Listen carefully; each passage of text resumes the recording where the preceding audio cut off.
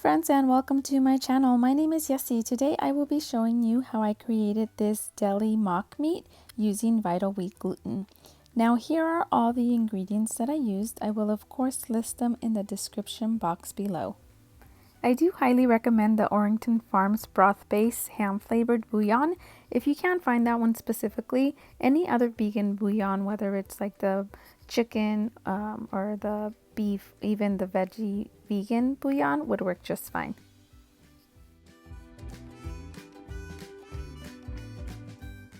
Okay, let's get started. We are gonna mix the dry ingredients first. We're starting off with 2.5 cups of vital wheat gluten.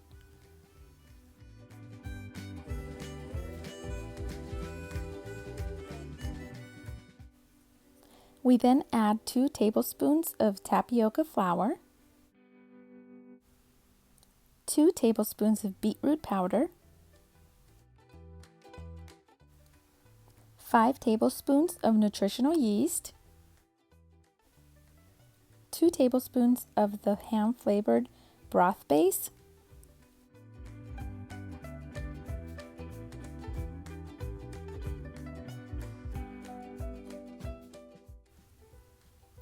3 teaspoons of granulated onion. So this is where I learned that 3 teaspoons actually equals 1 tablespoon, guys. I had never put that together. Don't ask me why. I usually don't ever measure, but here it goes. And then also 3 teaspoons of the garlic powder.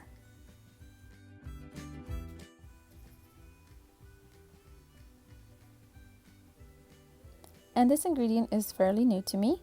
I used 1/2 teaspoon of the ground mustard. And now moving on to the wet ingredients, I went ahead and I used my smaller blender cup. Obviously, if you have a bigger blender cup, use that and blend all the ingredients together at once. I did 2 different batches. Here is 1 tablespoon of liquid smoke. I ended up adding 2 tablespoons of agave syrup, 5 tablespoons of liquid aminos, and 2 tablespoons of the sesame seed oil. I will also list all the ingredients in the description box below. For the dry ingredients that you see here, I went ahead and I mixed them with a whisk to make sure that they were all combined evenly. And then I went ahead and I added the wet mixture to that, and you will see that here. This one was kind of dense because I didn't put any water in it, but when I went ahead and I blended the second half of the tofu block, I added 1 cup of water to that patch, and it was obviously more liquidy, and you will see that next.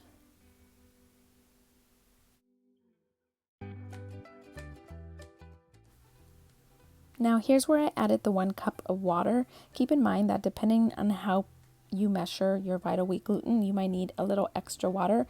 I go between 1 cup and 1/4 cup, so just keep that in mind when you are kneading your dough. I also added 2 cloves onto this mixture. I think the clove adds a nice little kick to it. It's not strong at all, it's just barely there, but I feel like it needs it. You could leave it out if you'd like.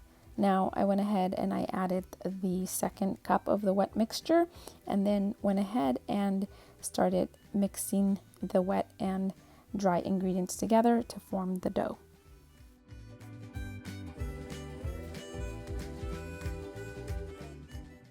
I then went in and kneaded the dough in the same bowl for about 5 minutes to make sure that all the ingredients were combined well.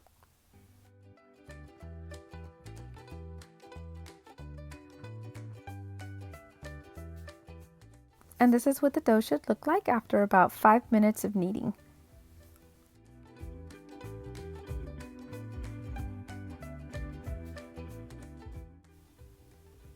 I then divided the dough into 2 balls just because it was easier for my multi-function steamer and slow cooker. This is how I decided to season the outer layer. So what I did is I mixed 1 tablespoon of agave syrup, 1 tablespoon of liquid aminos, 1 tablespoon of sesame seed oil, and half of a teaspoon of the liquid smoke.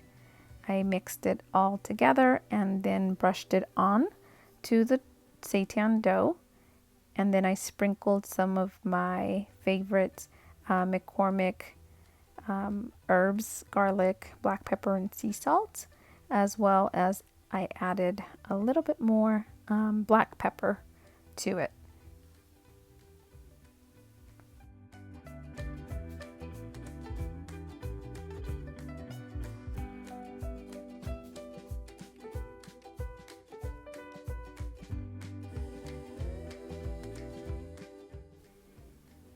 I then turned it around and made sure that all sides were seasoned evenly before frying it, and then putting it in the slow cooker. Here you can see where I am frying it on all sides. It took no more than 5 minutes to do this. I just constantly turned it until it was all nice and brown all around. I then used parchment paper. The reason for the parchment paper is because the steamer basket obviously has little holes in it, and if I don't use the parchment paper, the seitan dough will actually seep through those little holes and it'll create a weird texture at the bottom.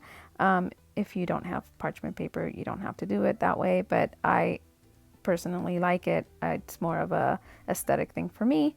Now here is the final product. I did set it on the slow cooker setting for 3 hours because I actually had a job that I was doing. I was painting a mural, and I did not have the time to like sit there and watch it simmer.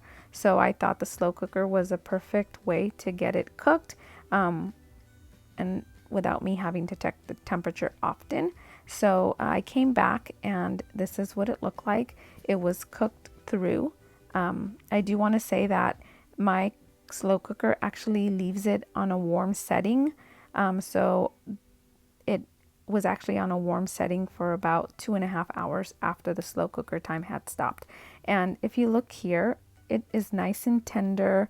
The consistency is very deli meat like, which is what I was looking for. I ended up making some sandwiches with this, and it was a big hit with my family. They all thought it was delicious. Now it has a little bit of a sweet, smoky flavor to it, and then that ham broth base really adds that extra like boost of flavor to it, if that makes sense. I highly recommend you try this recipe. There goes my daughter. She was actually sneaking a piece. If you saw it, it was like slowly sliding off of the cutting board. But this is what it looked like. I was really happy with the results. I hope that you have a chance to recreate this recipe. It's actually an easier one, being that it's not the wash flour method, and using Vital Wheat gluten makes it easier. It's a matter of mixing dry and wet ingredients together, kneading for 5 minutes, and literally setting it on the slow cooker to cook. Here's the sandwich that I made. It was delicious.